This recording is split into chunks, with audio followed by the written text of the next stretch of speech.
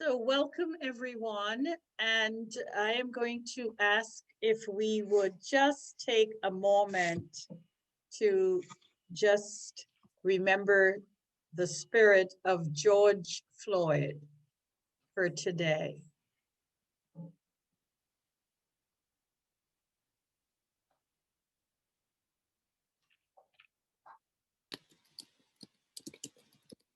I want to thank all of our members and our mentors. This is typically one of our most successful and energetic event. And I want to tell you, this is truly a master class because you are getting the best of the best here tonight. I want to acknowledge my dear friend, Tom Coswell, who has been a mentor since we kicked this off 6 or maybe it was 7 years ago. We started at the Federal Reserve Bank, and he has said yes every year. And Tom, as you know, is the CEO, chairman of Tufts Health Plan, who is leaving, retiring. He's way too young to retire. And I'm hoping that he will still continue to give of his time and talent to us. And I want to congratulate him because, like Bob Rivers, one of our founding companies and CEOs, Tom has made it clear that his successor will be a man of color. And I want to, I think his name is Dr. Kane Hayes, and he will be starting in July. And that is so rare in Boston. And so I want to commend you, Tom, the board of Tufts, for your bold move. And at this particular inflection time in our history, this is a good thing for Boston. So bravo to you. Thank you, Colette. We couldn't be happier with the way things have played out. I have been involved from the beginning. As you all know, how can you say no to Colette? But it's been fun. Thanks for inviting me. And thank you. And to all of our mentors, thank you so much for taking the time, particularly today. I can think of no better way to honor the spirit of George Floyd than to have so many allies, both white allies and interracial allies, giving of your time and talent to nurture, to mentor, to coach, advise, and help others and lift them up. So this is what it should always be about.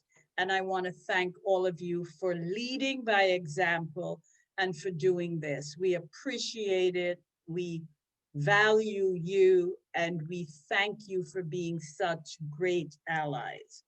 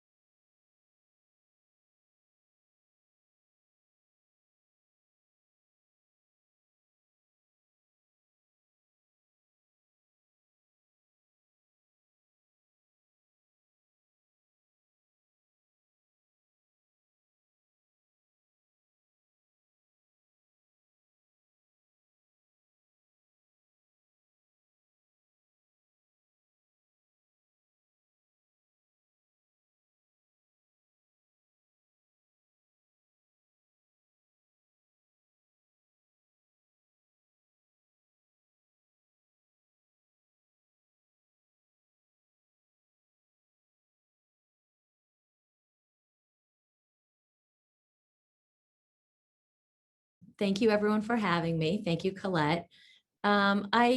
I will speak off the cuff and just read from some of my notes so I can get it all out there in a timely manner.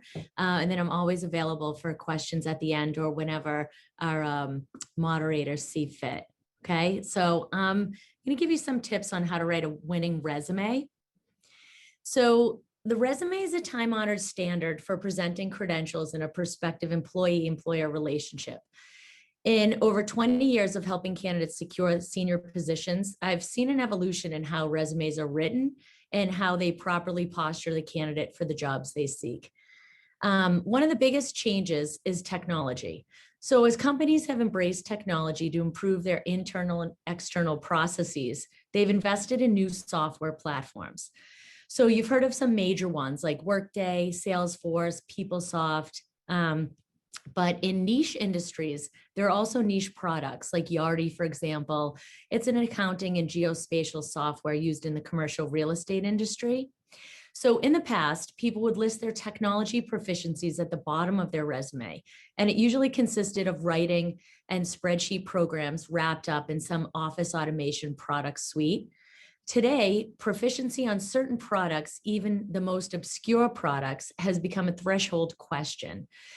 We're seeing resumes today that put those proficiencies up front. So sure, the standard timeline of professional experience and education background is still present, but what has changed is the emphasis on platform proficiency. In other words, the big change is that the static resume is dead.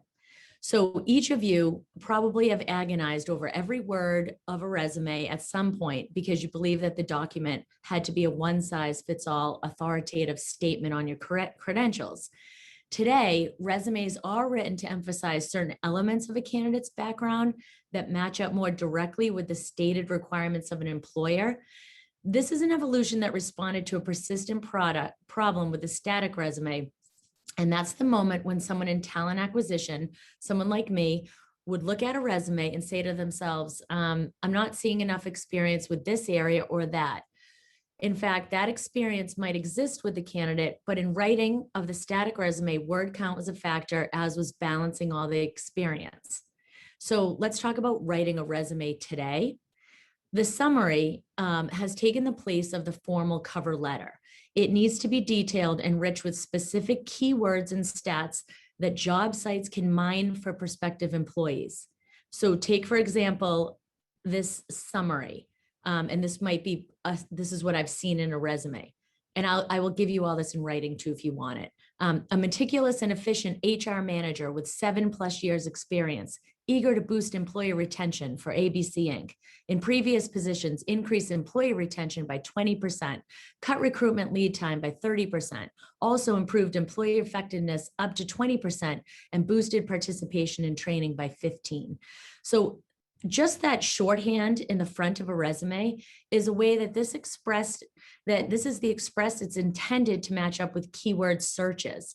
So yes, you want to be close to standard grammar, but you have to be mindful of the ways that searches are entered into job sites. So on LinkedIn, someone might be searching and that sentence just captured HR manager, 7 years experience, increased employee retention, all of which conceivably could be entered into a job search field. Once you're past the preamble, or what used to be referred to as the objective statement, you're now in the standard delineation of professional experiences and educational details. And that's literally what it sounds like: job title, experience, date, things like that. You should show dates that are contiguous or even overlapping, and be ready to explain a gap in your resume to a prospective employer. What you're writing is a template. So that static document you should assume will be adjusted time and time again to be more directly responsive to clearly stated job requirements. So you can help the recruiter sell you. You can write the resume yourself, and we can go over how I can help you. But if you need help crafting your resume, there are online resources and resume writing services that can help you. And I also have a list of those, and I can put in the chat the best resume writing services for 2021. And the last thing I would say is proofread. That simply shows, in addition to being a strong candidate, you also possess a great attention to detail. So that's just like an overview of what is happening now. And if anyone has any questions or want me to explain a little further, I'm happy to do that.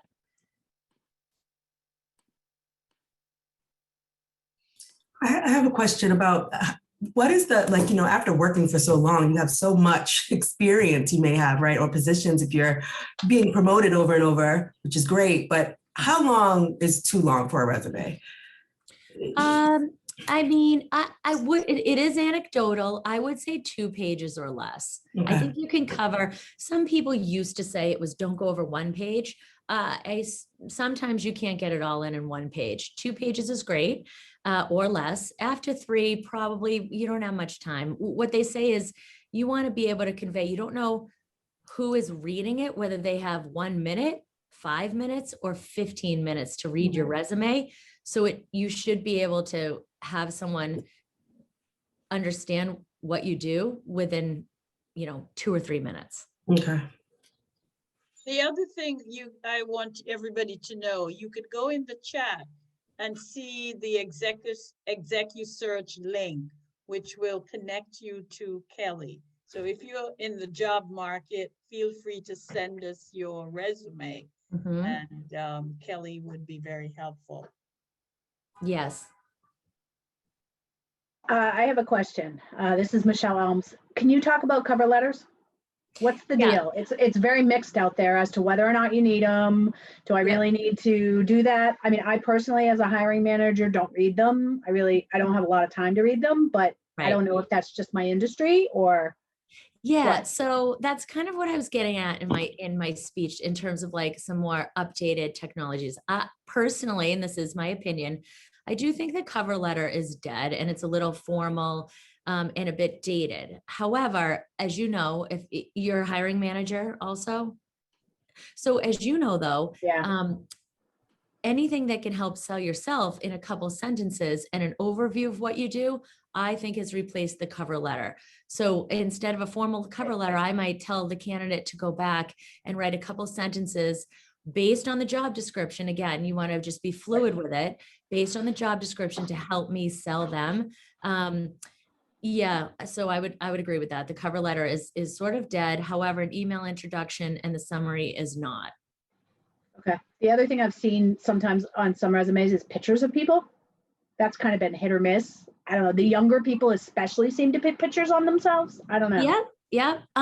So I have seen a lot of that as well. I would say I see a lot of photos and a little more in the marketing and the brand marketing. And in that case, I think it's quite useful in a way because, they really are showing that they can market themselves.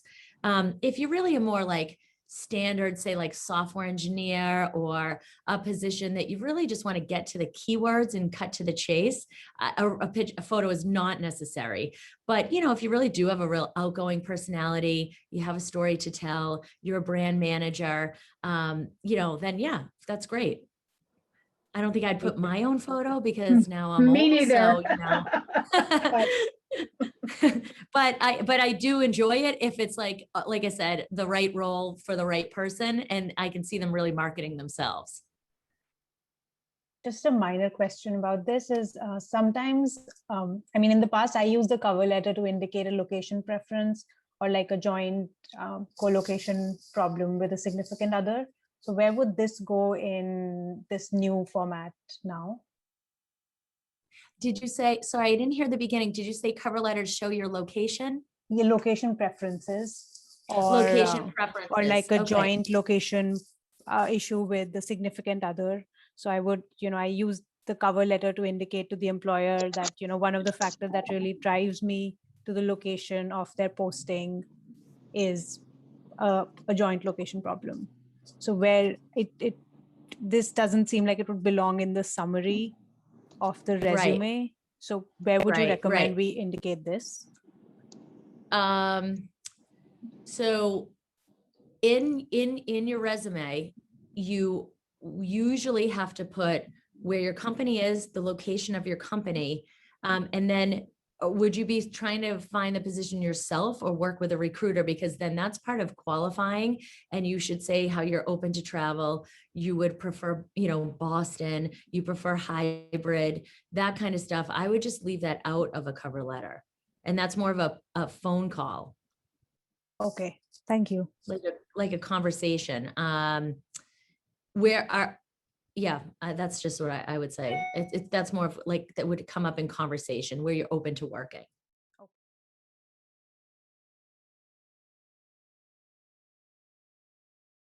Thanks so much for joining us. This has been so much fun, and I'm here to talk about how to ace your job interview. So the advice I'm going to give you is relevant to whether you're doing an informational interview or a professional job interview. So the first step is always prepare, prepare, prepare. Even if it's an informational interview, you should know information about the company. You should know information about the people that you're interviewing with. If you've been given a name, definitely research that person. Find out what they've done. Have they been at the company a long time? What kind of role they have? So that you're not asking questions that you could have easily found on the website. You should have some context for who you're talking with. Also try to learn as much as you can about company culture. Glassdoor is a good source of this. LinkedIn is a good source. You can follow the company and look for the things that they post, and it'll give you a sense about what they care about, and of course, the company's website. Another thing I would suggest that you do is that when you're interviewing, have your resume and bio in front of you. And that's because when you're nervous, as sometimes you are in an interview, sometimes people will say, tell me about yourself. And then you can accidentally skip over something because you just forgot it because you were on the spot and weren't thinking about it. So I always say, have your resume and bio in front of you so that as you're skipping through things, you have them for reference so that you don't forget something because they might say, well, you mentioned on your resume this, and it may have been something 10 years ago that you have forgotten. Another thing that I would suggest is, and this is really important, I've actually seen, particularly during COVID, people making a lot of mistakes with regard to this piece, and that is, please dress the part. And this is, yes, even for an informational interview. I have seen in interviews people dressing in loungewear, in sweatshirts, in, hey, I'm at home, I'm comfortable. Well, good for you, because you're also going to be unemployed. People are really thinking about, there is only one chance to make a first impression.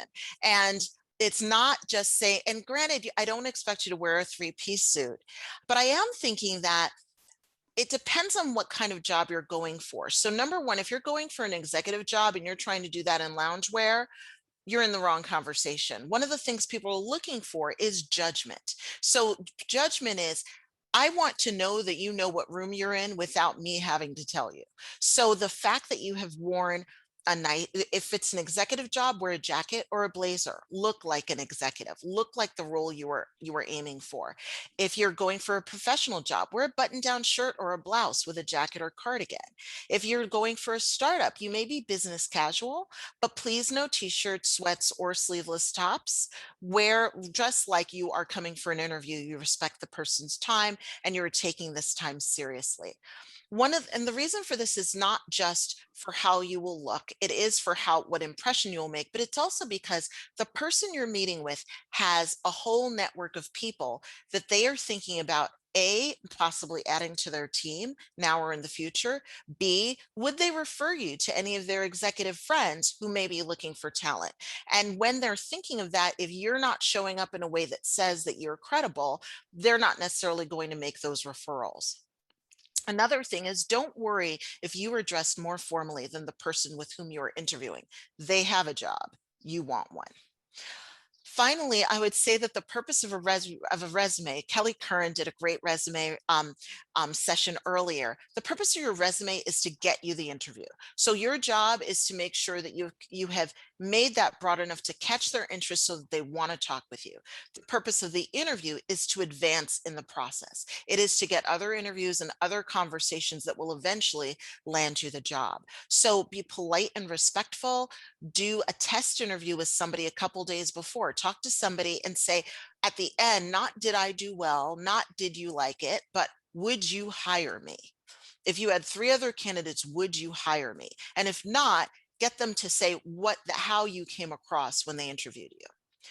I would say show up 15 minutes beforehand. Yes, even online. And that means that you are in place, that you have tested out the technology beforehand, particularly if you were on a different kind of technology than one you're familiar with using. 43% of online interviews are conducted through Zoom, 12% are through Skype, Google Meet or Hangouts are 19%, and then the rest are Microsoft Teams, Cisco WebEx, and other forms. But in general, make sure that if they say, okay, that if they're ready, that you are there and that you get on a little bit ahead of time. And where this can be helpful is, especially if you're interviewing with a group of people, sometimes it allows you a little bit of informal chit chat beforehand, which can be valuable and help you just build relationship in an informal setting. The next thing is, if you're going in person, I would suggest that you go there a half hour beforehand to give you time to park, to go through security, bring your ID, and also any COVID related testing that might be in the lobby before you're able to advance upstairs, so that you can still be in place 15 minutes beforehand, but you've given yourself time to park, navigate, get settled, go through security, etc. I would say also keep it positive. This is not the time to talk about how your old boss was crazy, or how your former colleagues were crazy, or how you hated your old company. This is the time to highlight your skills and to talk about the things that you want to contribute to this environment and the things that you've built in your career up until this point. Finally, I would say follow-up is essential.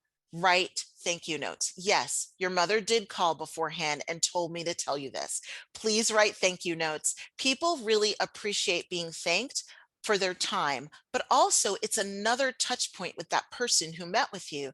And it's another opportunity for them to say, gee, we filled the position, but this person was really great. I want to refer them to a colleague of mine who's looking for somebody. And so I found people who have often gotten job opportunities that they didn't know existed because they have followed up, written a thoughtful note, and they now have, especially if you can do it through email, that's appropriate. You may have a volley back and forth with a person that you connected with. Those are my key points. I am happy to open up for any questions that you might have. This is, hi, my name is Hi. Sarah Evans. Hi, Hi, I work at the Mass General Hospital. I manage the photo, video, and printing department. Great. And I got the job last year, so I'm good to go. But I have a general question because I'm not a spring chicken. And so when you are interviewing, do you have any advice on whether you talk about age, experience, depending? And I'll give you an example. Like, let's say I was going for an art director job, but my age and experience might imply creative director, but I am happy-go-lucky as an art director. How do you position yourself during that interview to say, you know, I may be this age, but I really am passionate about this position? That they may be thinking, oh, younger, they may get bored. It may be, you know, that person may be worth too much money, those kinds of things. How do you convince someone? So my thought is, I would not obsess about what they're thinking. I would talk with them about your skills and experience, and I would spend my time selling myself instead of sort of moderating, backpedaling, and worry about what they're thinking. I think that they're looking for a talented art director. Let them ask you questions and talk about why you're excited about the role. And again, be positive and proactive. I think you never know. The person who left the role might have been more advanced in age than you applying for it. So I wouldn't presume anything. I would just say, if you're applying for that job, they're assuming you're interested. And so I would just go with that, and I would just sell myself in the interview. Any other Hi, questions? Colleen. Hi. Yes. I wanted to expound a little bit on your point about being prepared. Now, And who's certainly, talking? I'm looking for you. Melissa Hi, Johnson. Melissa. There, I see you. Hi. And so I just wanted you to expound a little bit about being prepared. Yep. Certainly, you know, I've gone through a number of interviews and been successful in some and not so successful in others. Right. And sometimes, you know, you get feedback about being too prepared or rehearsed or, you know, things like that. However, we've always been taught you want to over prepare, make sure you understand the knowledge of the company, the position, the role, the responsibilities. And I just want to hear some advice from you about how do you find that balance? Yeah, That's such a great question. I'm an over preparer, but at the same time, I found that since I was 15 years old, I've gotten the feedback that while I like to prepare, people have told me I'm best when I speak off the cuff. So I prepared my conversation for today, but I also want to be natural and, just who I am when I'm communicating with you. So here's what I would do. I would get to know everything about that role, that department, that corporate environment or that organizational environment as I could. I would study the website. I would study the people who I would be interacting with. I would look for information on LinkedIn, on Glassdoor, on other social media accounts. I don't know that I would over rehearse my answers to things. I might say, these are the 3 things that I want to point out, or I would also be prepared for typical questions like, tell me about yourself, or what are your greatest strengths and weaknesses? Why are you leaving your last job? And use these questions as an opportunity to prove why you were the right fit for the job. Thank you. Sure, thanks. Hi. Thank Hi. you so much. This is wonderful. My name is Lapina McHenry, and I have a question. I've heard some people share that it's important to share your leadership story. What do you think about that? Do you think that that's something that's appropriate for an interview? If someone were to ask the question, tell us a little bit about your leadership journey. If somebody asks it, then it's definitely appropriate. But Okay. usually I've found that people more so ask, tell me about yourself, or tell me about, your pathway onto here. And they just sort of want to, and I honestly feel like they want to hear you talk. They want to see how you're Right. showing up. They want to see Yeah. how you've made sense of the different times. So think about it. If I say, this time I hated my boss, that time I got fired, this time I got laid off, and then so-and-so was crazy, and now I'm here with you. Is that somebody you would like to work with? Absolutely not. Thank you. So if I say, I was interested in this and I had a deep passion for this, and so I built this program here. After a while, I found myself getting more interested in this piece of the work. So my next role brought me to this. Then I found myself that I really enjoyed that work, but I missed leading a team. And then I started doing this piece at this company where I was able to lead a team, and we were able to be tremendously effective in the following ways. Finally, now through doing that, I feel like I've brought that as far as I can. At this company, I have an opportunity to do that work globally and bring it even further. Would you want to hire that person? Absolutely. So to me, every question is, what brought you here? Are you qualified? What are you going to do when you're here, and why should we hire you? So if you find a way to answer the questions in those ways by giving them those answers, and also how do you handle conflict, we'll give them some helpful information about you and why you would make a good hire. They need to be able to picture you in a situation you're not in yet. Absolutely. Thank you so much. Thank you. Hi, Colleen. I Hi. have a question. My name is Lillian Azor, Tufts Health Plan. Hi, Lillian. Hi. I'm a big fan of thank you letters. Now, in an interview where you're being interviewed by several people, would you recommend one thank you letter, or would you recommend, let's say there's 5 people in the interview room that's interviewing you, would you recommend 5 single thank you letters? Which after? one would you remember more if you were interviewing them? If I guess interview. If you were one of the 5 interviewing that candidate, Right. which one would you remember more?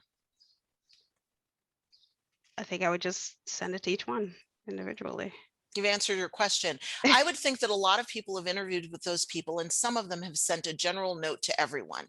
Right. Some of them have sent a thank you for your time, goodbye. Right. When somebody writes a thoughtful, thank you so much, I really appreciated your comments about X. It really helped me to understand this. Here is the kind of program that I'd like to build at your company. I look forward to working with you. You are going to remember that person. So anything that makes you stand out and be memorable is the way I'd go with that. Perfect. So personalize it, and That's right. Right. So it doesn't come across redundant if you're doing 5 different emails. They're not going to sit down and compare notes. True. They're just going to want to feel like they connected with you. So I would say, You can write sort of a general piece that you want to include in each one, but I would customize it and I would make sure that it felt personal to the each one. comments and connection you had to each one. Yes. Perfect. Thank you so much, Colleen. Sure, absolutely. Hi, Colleen. I had a Hi. follow-up to that actually. After the interview process, and unfortunately, I've gotten a lot of messages saying, unfortunately, we went in a different direction. I always try to ask for feedback, but it's always been a challenge kind of getting that feedback from them. So how can I put my best foot forward so that they're willing to give me feedback from dedicating an hour, hour and a half to having a conversation with me? Sure. So first of all, congratulations for getting that far in an interview. If they're writing you that, that means you've gotten very close. So you were on the precipice of something working out. The thing that I would do is I'd write them a very lovely note. And I would say, you know, it would be great if, especially somebody that you really connected with, I would say, you know, I really respect your opinion. And I know that I got close, but did not get the position. Congratulations on the person you've hired. I would love to hear from you. If you have a couple of points on what I could do to secure a position like this in the future, I would really be open to hearing them. And I would think that somebody, especially if you had a real good connection with them, may respond to that. It's not going to be everyone, but I would say some percentage, maybe 20% of people may respond to that. And good for you for asking for feedback. Thanks. Colleen, it's Melissa Jocelyn again. I had another question for you. Sure. Hi, Melissa. So, you know, certainly there are multiple generations that are working within the work environment these days. And if you are young, if you're in an institution that's been around for a very long time, longevity is really seen as an asset. And if you're going for an executive position, sometimes the feedback that you're given is, well, you need a little bit more time.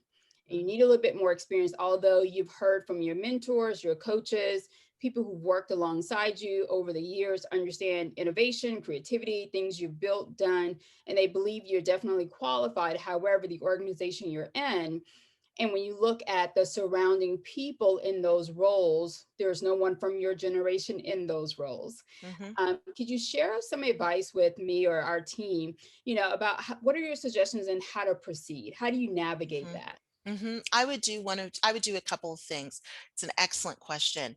I think that when you see that people have a certain amount of experience handling those bigger questions, I think that you need to think about not just the role and the title, but think about the work that's gone into it. I would say, you know, I'd really like to learn more about a bigger project. And so I'd love to volunteer to participate in a big project. So the next time there's a big project going on, even if it's not in my subject area, I would really like to contribute. That would be a great way for you to get a more enterprise view of the work that you do, not just in your area, but what the company does. And it seems like they are looking for some opportunity. They are looking for really seasoned leadership.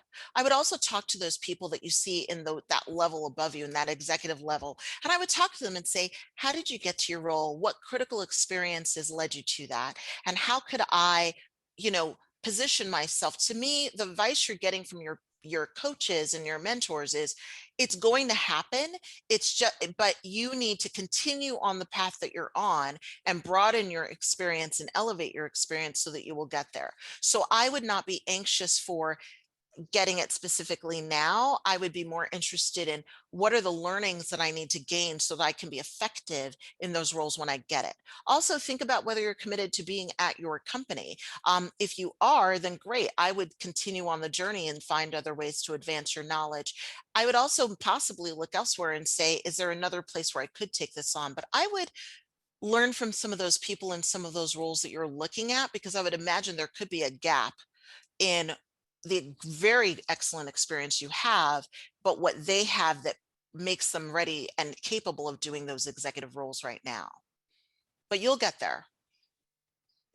Here we are back. I'm going to ask if any of our mentors would like to say anything about their experience tonight, because one of the feedback I always get from the mentors is that they get as much out of these sessions as the mentees do.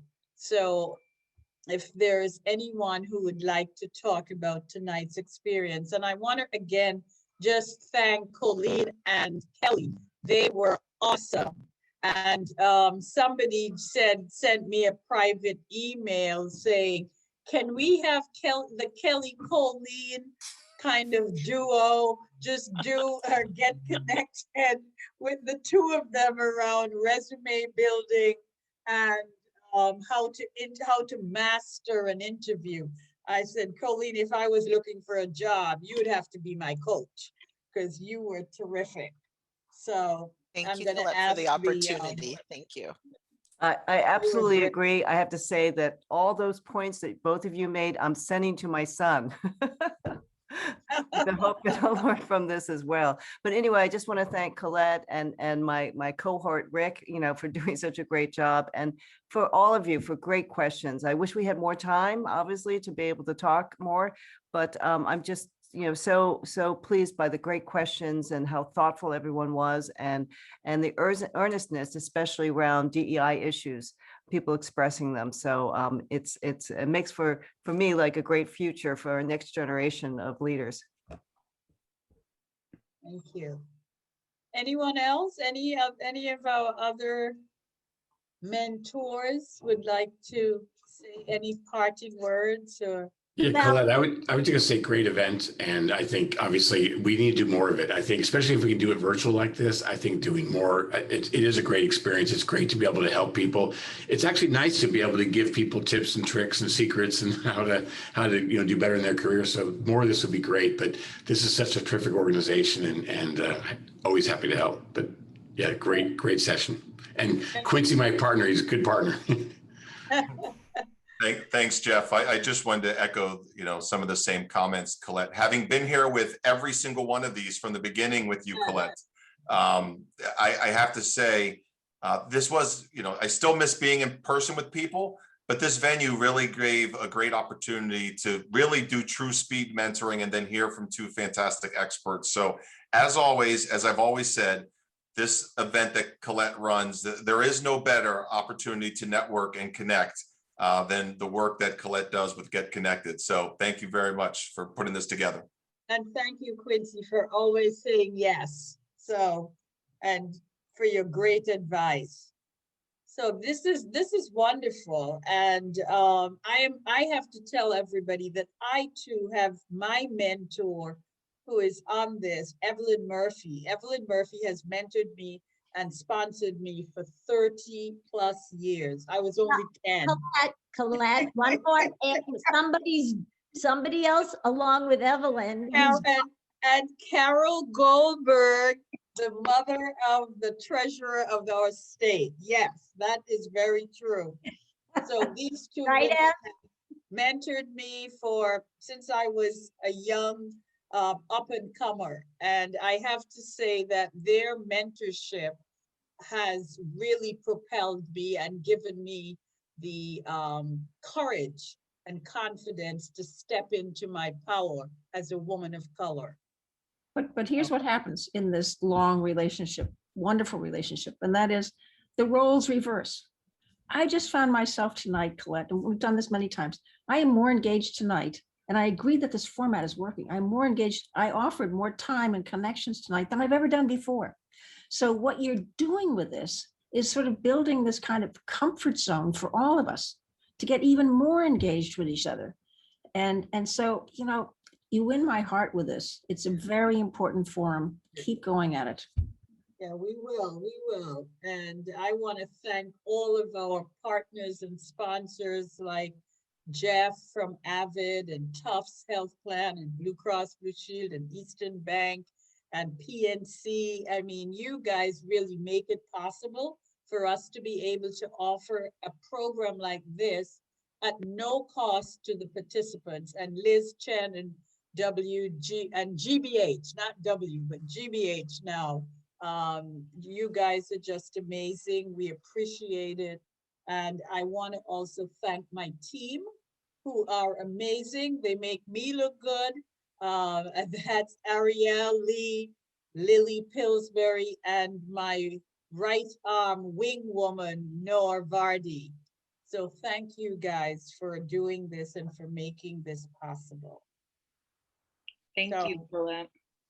So we look forward to our next big event that we're going to be doing is the Taste of Ethnic Boston. As you know, the Black restaurant and the tourism community have been just devastated by this. And we want to lift up the neighborhood restaurants, mostly that are run by and owned by BIPOC individuals. And we are going to showcase them on July 27th. And we now have a couple of people on board, the Greater Boston Convention and Visitors Bureau, the Boston Beer Company have signed up. So I'm hoping that we'll be able to do that in person, you know, face to face with enough social distancing. But it's time for us to go out and have some fun. So mark your calendars for July 27th. And again, if you have enjoyed this, please, you know, send us your email so we can put you on our database if you're not already there.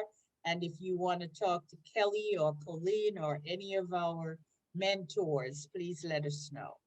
And everybody have a very safe Memorial Day weekend. And this was terrific. And again, to the mentors, and I thank you for your very gracious commitment to making a difference in this community. Thank you. Thank you, Colette. Thank you, Colette. Great job, Great Colette. program. Thank you, Colette. Thank you. Colette. Everyone. Thank you, Thank Colette. Get connected Our team. pleasure. Thank you so much.